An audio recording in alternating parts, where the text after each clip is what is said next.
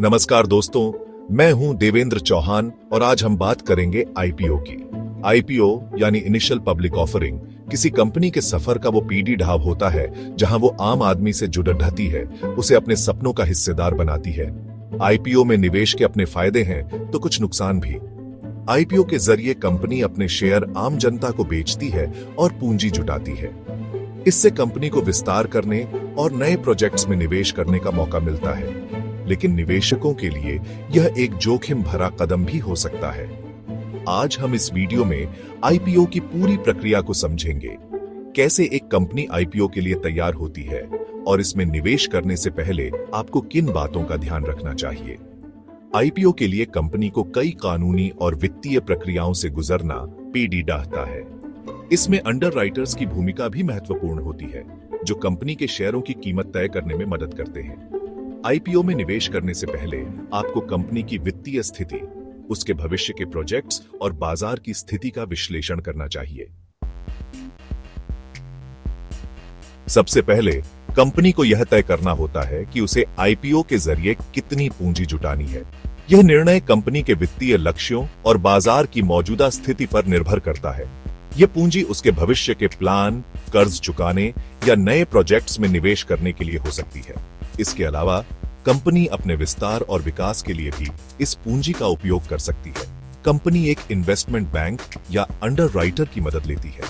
ये संस्थान कंपनी को आईपीओ प्रक्रिया के हर चरण में मार्गदर्शन प्रदान करते हैं। ये वित्तीय संस्थान कंपनी के वित्तीय आंकड़े, बाजार की स्थिति और भविष्य की संभावनाओं को देखते हुए आईपीओ का साइज तय करते हैं। इसके साथ ही वे कंपनी को निवेशकों के साथ संवाद स्थापित करने में भी सहायता करते हैं। आईपीओ की घोषणा से पहले कंपनी को एसईबी यानी securities and exchange board of India के पास एक ड्राफ्ट जमा करना होता है। इस ड्राफ्ट में कंपनी की वित्तीय स्थिति, भविष्य की योजनाएं और अन्य महत्वपूर्ण जानकारी शामिल होती है। इस ड्राफ्ट को डीआरएचपी कहते हैं, यानी draft red herring prospectus. DRHP का उद्देश्य निवेशकों को कंपनी के बारे में पूरी जानकारी देना होता है, ताकि वे सूचित निर्णय ले सकें।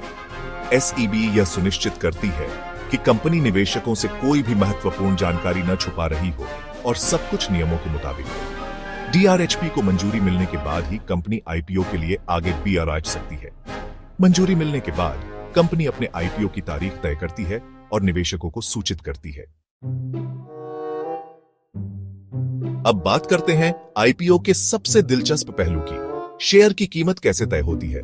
फिक्स्ड प्राइस मेथड में कंपनी पहले से ही शेयर की कीमत तय कर देती है, जबकि बुक बिल्डिंग मेथड में निवेशक एक रेंज में बोली लगाते हैं। अब आता है वो समय जब निवेशक आईपीओ में हिस्सा लेते हैं।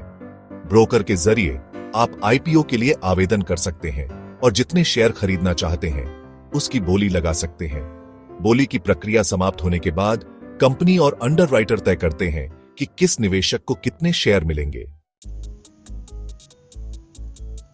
अब आता है वो दिन जिसका सबको इंतजार होता है, लिस्टिंग का दिन।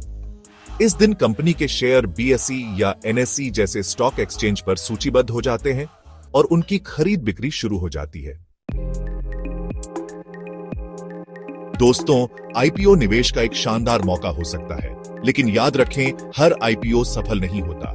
निवेश करने से पहले कंपनी के बारे में पूरी जानकारी हासिल करें, उसके वित्तीय आंकड़े देखें और उसके भविष्य की संभावनाओं को समझें।